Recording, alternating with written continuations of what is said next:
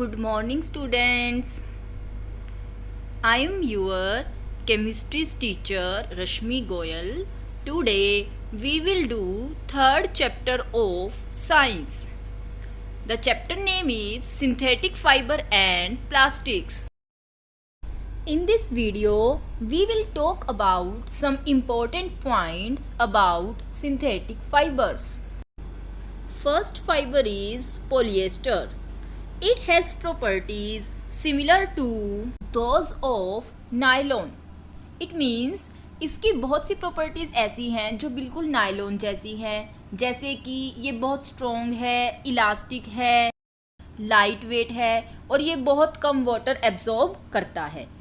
इसको अगर हम कॉटन के साथ मिक्स करके हम एक नया फाइबर बना सकते हैं पॉलीकोट, और इसको वूल के साथ मिक्स करके पॉली वूल बनाया जाता है।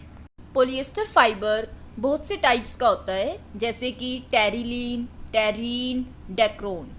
और पॉलिएस्टर फाइबर के यूजेस कहाँ कहाँ है देखिए। It is use to make trousers, shirts, suits. It is also used for making home furnishings, मतलब कि घर को डेकोरेट करने के लिए जो चीज़ें होती हैं, like bedsheet, curtains and sofa covers.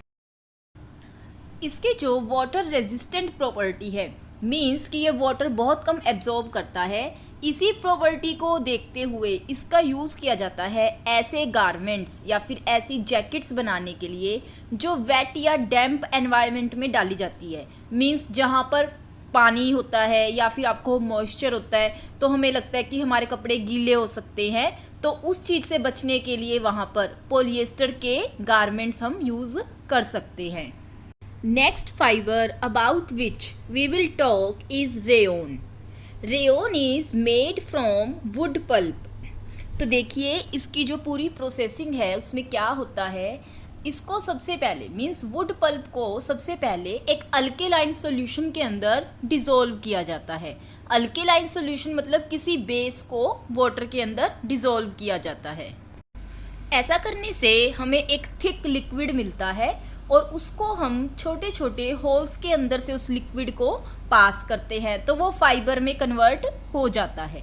तो इस फाइबर को फिर थोड़ा सा हार्ड किया जाता है। कैसे करते हैं, एक कंटेनर लेते हैं, उसके अंदर सल्फ्यूरिक एसिड H2SO4 डाला जाता है, तो इन फाइबर्स को उसके अंदर से पास किया जाता है और फिर उन फाइबर्स को किस में कन्वर्ट कर दिया जाता है, यार्न्स में, और यार्न से फिर क्लॉथ बनाए जाते हैं।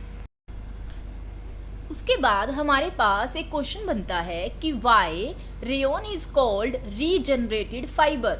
तो आपने क्या आंसर करना है देखिए। Because original raw material cellulose is broken down and then reformed. मतलब क्या है कि हमने इसमें वुड पल्प जो है वो रॉ मटेरियल लिया है, वुड पल्प के अंदर सेल्यूलोस प्रेजेंट होता है। तो हमने जब ये पूरा फाइबर तैयार किया, वो सेल्यूलोस को हमने पहले ब्रेक डाउन किया और फिर उसके अंदर कुछ चेंजेस करके उसको फिर से बनाया, तो इसीलिए इसको रीजनरेटेड फाइबर भी कहते हैं। रेयोन की एक ऐसी खास प्रॉपर्टी है जो इसको बाकी के सिंथेटिक फाइबर से अलग करती है। वो क्या है कि देखिए, रेयोन जो है वो स्वेट का या फिर आपको हो वाटर का गुड एब्जॉर्बर है, जबकि जितने भी सिंथेटिक फाइबर्स होते हैं वो वाटर कम एब्जॉर्ब करते हैं, बट रेयोन गुड एब्जॉर्बर है। इसीलिए रेयोन का यूज़ किया जाता है ऐसे क्लॉथ्स बनाने के लिए जो हम समर में पहन सकते हैं। हमारा नेक्स्ट सिंथेटिक फाइबर है एक्राइलिक। यह बिल्कुल देखने में वूल जैसा लगता है और ये लाइट वेट होता है, सॉफ्ट होता है और ये वूल की तरह ही वार्म, गर्म भी होता है, हमें वूल लाइक फीलिंग देता है। It resist shrinkage and wrinkles, ठीक है। तो इसीलिए इसको हम बहुत से डिफरेंट कलर्स में इसको डाई भी कर सकते हैं, और जो क्लोथ्स हम एक्राइलिक फाइबर से बनाते हैं वो क्लोथ्स वूल के कंपैरिजन में हमें सस्ते भी पड़ते हैं। Now let us talk about some activities related to cotton fiber and nylon fiber. हमारी फर्स्ट एक्टिविटी है to compare the tensile strength of cotton fiber and nylon fiber. तो सबसे पहले टेंसाइल स्ट्रेंथ होती क्या है। तो देखिए, टेंसाइल स्ट्रेंथ का मतलब है कि कोई भी फाइबर है उसको हम कितना स्ट्रेच कर सकते हैं विदाउट ब्रेकिंग, मतलब कि अगर हम किसी थ्रेड पर कोई वेट हैंग करते हैं तो वो मैक्सिमम कितना वेट बियर कर सकता है विदाउट ब्रेकिंग, तो इसे उसकी टेंसाइल स्ट्रेंथ कहते हैं।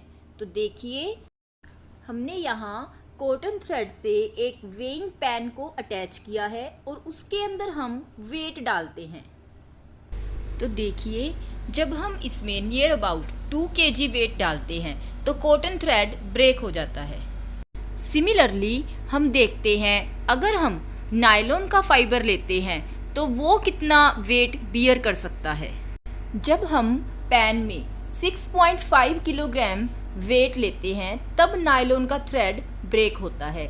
इसका मतलब जब हमने सेम लेंथ और सेम थिकनेस के कॉटन और नायलॉन के फाइबर लिए तो नायलॉन ने सबसे ज़्यादा वेट बियर किया।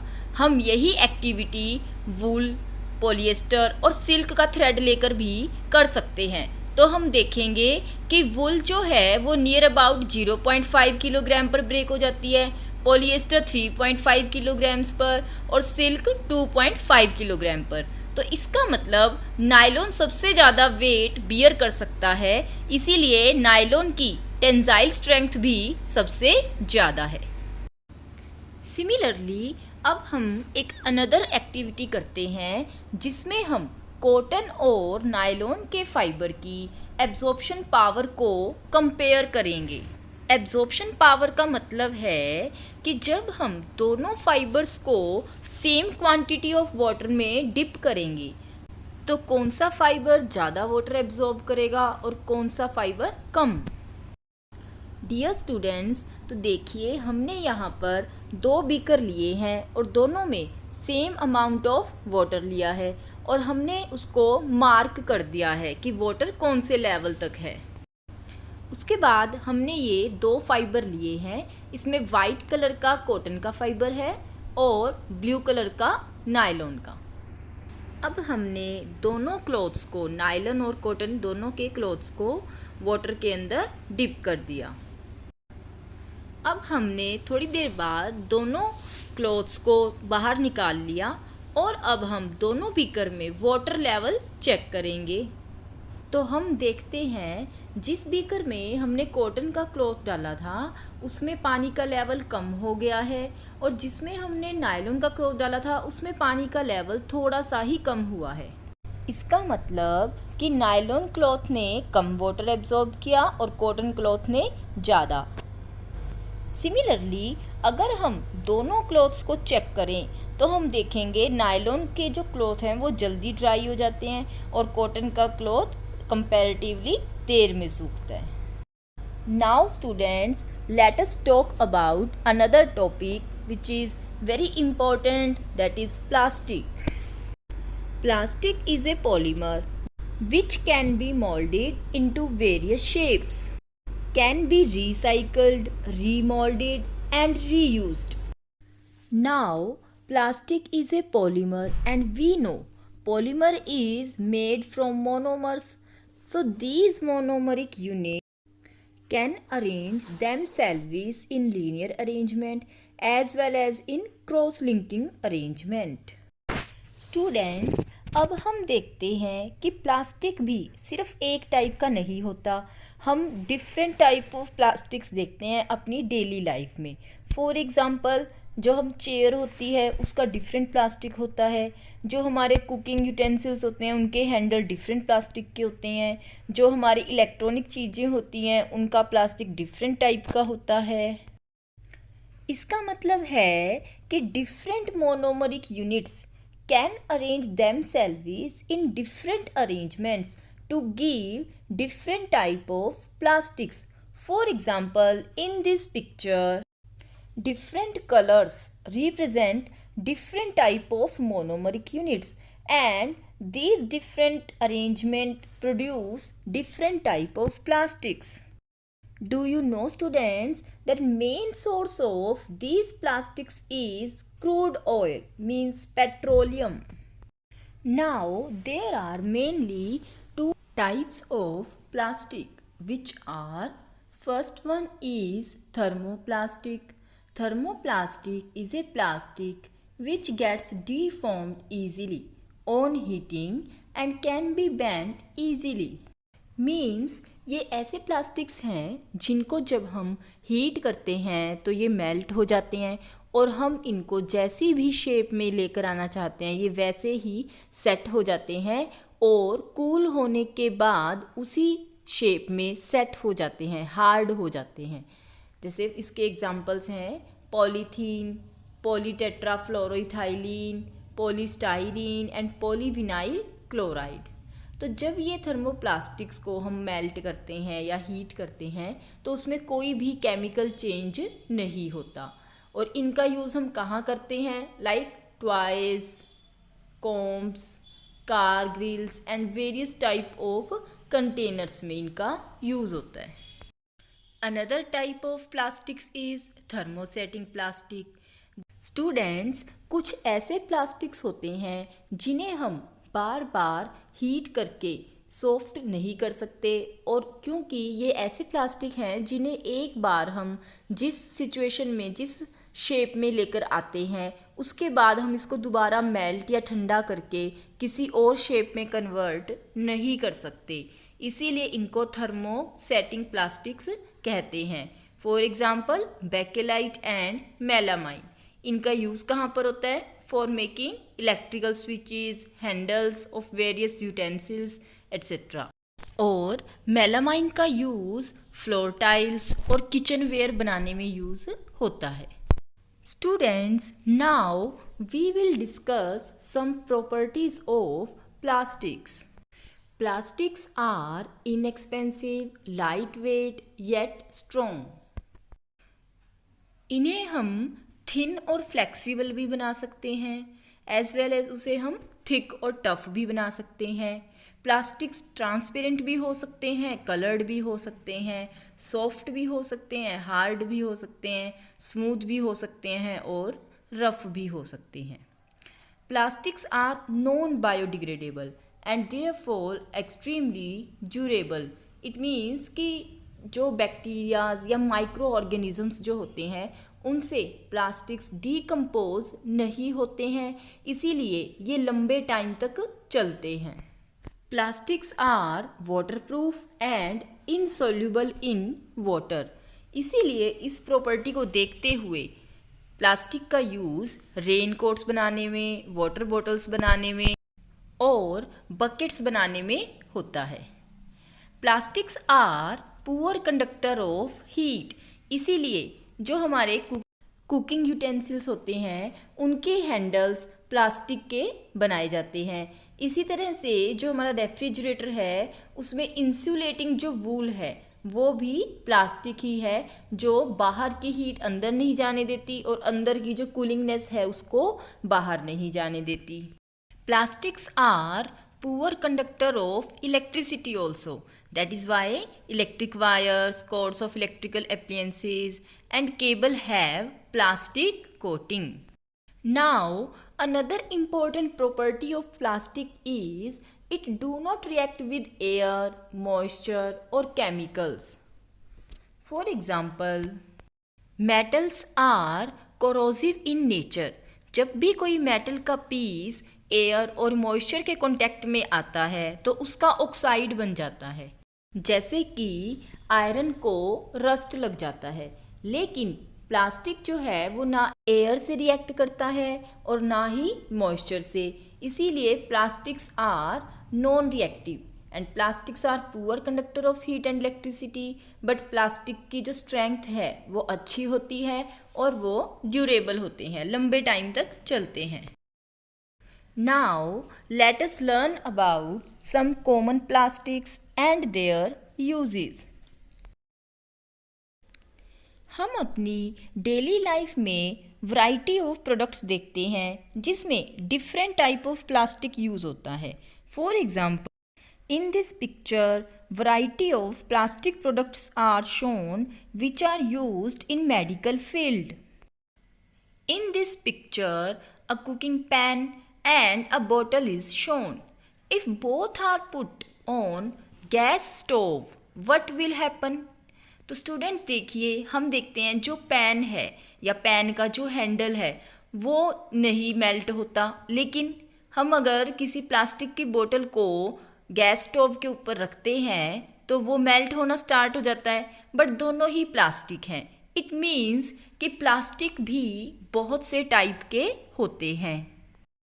Let's discuss about them. Our first plastic is polythene. It is also named as polyethylene. यह एक थर्मोप्लास्टिक है। ये स्ट्रॉन्ग है लेकिन फ्लेक्सिबल है। इसको हम शीट्स में रोल कर सकते हैं, इसको किसी भी शेप में मोल्ड कर सकते हैं, बट ये वाटर रेजिस्टेंट है। तो इसका यूज़ किया जाता है, पॉलीथीन की शीट्स का यूज़ किया जाता है to pack the liquids such as milk. और पॉलीथीन की पाइप्स भी बनाई जाती है ताकि लिक्विड्स को ट्रांसपोर्ट किया जा सके। और इसका यूज़ किया जाता है कंटेनर्स बनाने में to store the liquids. Next plastic is polyvinyl chloride. इसको शॉर्ट में पीवीसी भी कहते हैं। ये भी एक थर्मोप्लास्टिक है। ये पॉलीथीन के कंपैरिजन में हार्ड है और ये एक गुड इंसुलेटर है, तो इसीलिए इसका यूज़ किया जाता है इलेक्ट्रिक वायर्स के ऊपर कवरिंग बनाने में। और इसका यूज़ किया जाता है shoes, handbags etcetera. Next one is polystyrene. ये भी एक थर्मोप्लास्टिक है। इसको हम इजीली किसी भी शेप में मोल्ड कर सकते हैं। इसका यूज़ किया जाता है जो डेलिकेट ऑब्जेक्ट्स हैं लाइक इलेक्ट्रॉनिक डिवाइसेस, तो उनकी पैकिंग करने में इसका यूज़ हो जाता है। इसका यूज़ थर्मोकोल बनाने में भी होता है और इसका यूज़ रेफ्रिजरेटर की जो होलो वॉल्स होती हैं उनके अंदर इंसुलेशन का काम करने के लिए भी इसी प्लास्टिक का यूज़ होता है। Our next plastic is Perspex. ये भी एक थर्मोप्लास्टिक है। ये बिल्कुल ग्लास जैसा ट्रांसपेरेंट होता है लेकिन उसके कंपैरिजन में स्ट्रॉन्ग होता है, तो इसीलिए इसका यूज़ किया जाता है as a substitute for glass, जैसे कि एरोप्लेन की विंडोज़ बनाने में और कार की विंड स्क्रीन बनाने में, क्योंकि ये बिल्कुल लुक लाइक इसका कैसा होता है, ग्लास जैसा, लेकिन उसके कंपैरिजन में स्ट्रॉन्ग होता है। Next plastic is Teflon. इसको शॉर्ट में PTFE और इसका पूरा नेम है पॉलीटेट्राफ्लोरोइथीन। ये भी एक थर्मोप्लास्टिक है। ये नेचर में स्लिपरी होता है और इसके ऊपर हीट का या किसी भी केमिकल का कोई इफेक्ट नहीं पड़ता, तो इस प्रॉपर्टी का यूज़ करते हुए इसका यूज़ होता है कुकिंग यूटेंसिल्स और नॉन स्टिक फ्राई पैन्स बनाने में। जो नॉन स्टिक फ्राई पैन के ऊपर जो कोटिंग की जाती है वो टेफ्लॉन की कोटिंग की जाती है। Next is bakelite. ये थर्मोसेटिंग टाइप का प्लास्टिक है और ये दूसरे प्लास्टिक के कंपैरिजन में हार्ड होता है और ये एक गुड इलेक्ट्रिकल इंसुलेटर है, तो इसीलिए इसका यूज़ किया जाता है बटन्स बनाने में, प्लग्स, जो भी इलेक्ट्रिसिटी से रिलेटेड अपनी चीज़ें हैं, ठीक है, स्विचेस वगैरह बनाने में और बहुत सारी इलेक्ट्रिकल फिटिंग्स बनाने में, क्योंकि it is bad conductor of electricity. Next plastic is Formica and melamine. ये भी एक थर्मोसेटिंग टाइप प्लास्टिक है। ये हार्ड होता है बट इसका जो सरफेस होता है वो काफ़ी स्मूथ होता है, इसीलिए इसका यूज़ किया जाता है टेबल का टॉप बनाने के लिए और क्रॉकरी बनाने में। स्टूडेंट्स, अब देखिए प्लास्टिक हमारे लिए इतना हेल्पफुल है, इसकी हमारी लाइफ में इतनी एडवांटेज हैं, लेकिन अगर इसका डिस्पोजल अच्छी तरह ना किया जाए तो ये हमारे लिए काफ़ी हार्मफुल भी है। ये एनवायरनमेंट को भी बहुत हार्म करता है। आजकल हम इतना प्लास्टिक यूज़ कर रहे हैं, जैसे प्लास्टिक की बोतल्स, प्लास्टिक के कंटेनर्स, और उनको यूज़ करके हम ऐसे ही उसको मतलब अच्छे से डिस्पोज नहीं करते हैं, उसको फेंक देते हैं, तो इससे सॉइल पोल्यूशन होता है। तो हम आजकल देखते हैं कि चारों ओर गंदगी बढ़ती जा रही है, क्योंकि हम जो भी चीज़ें यूज़ कर रहे हैं वो सभी मोस्टली प्लास्टिक की होती हैं, और प्लास्टिक एक ऐसा सब्सटेंस है जो नॉन बायोडिग्रेडेबल है। प्लास्टिक की जो पॉलीथीन्स हैं उनसे ड्रेन्स ब्लॉक हो जाती हैं। प्लास्टिक के वेस्ट से जो सॉइल की वाटर एब्जॉर्प्शन पावर है वो कम हो जाती है, और अगर इस प्लास्टिक वेस्ट को कोई एनिमल लाइक काऊ वगैरह अगर खा लेते हैं तो उनकी डेथ हो जाती है। कुछ लोग प्लास्टिक वेस्ट को जला देते हैं, जिससे बहुत ज़्यादा हार्मफुल गैसेस प्रोड्यूस होती हैं जो एनवायरनमेंट को हाईली पोल्यूट करती हैं। तो ऐसी सिचुएशन में हमें क्या करना चाहिए जिससे कि प्लास्टिक का जो वेस्ट है उससे जो भी एनवायरनमेंट को हार्मनेस हो रही है, जो भी हार्मफुल इफेक्ट प्रोड्यूस हो रहे हैं, उसको कम कर सकें।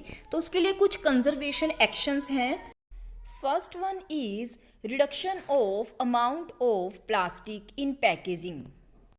Second is recycling and reuse of plastic. Means कि हमें प्लास्टिक का अगर कोई भी मटेरियल है, हमने एक बार अगर उसको यूज़ कर लिया तो हम उसको रिसाइकलिंग प्रोसेस में लगा सकते हैं या फिर उसी को दोबारा किसी और वर्क में ले सकते हैं. Third one is plastic wrappings and bags should carry warning labels. कि जो भी हम प्लास्टिक के बैग्स अगर कैरी करते हैं तो उनके ऊपर अगर कुछ लेबल्स लगा दिए जाएं कि प्लास्टिक को जलाना या प्लास्टिक को ऐसे ही फेंक देना, it is harmful to environment.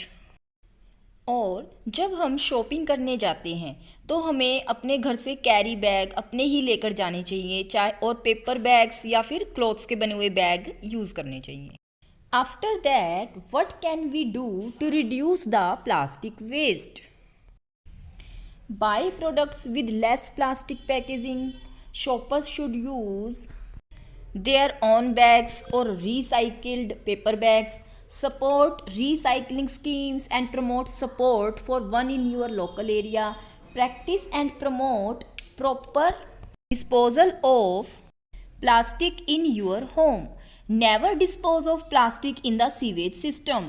Pick up any plastic litter that you see in the vicinity and dispose it off in a proper place. Encourage others to do likewise. Never throw plastic litter in the streets, on the pavement or in drains. Set an example to others and encourage them to help. As a responsible citizen, always remember the 4R principle: refuse, reduce, reuse and recycle. Thank you, dear students.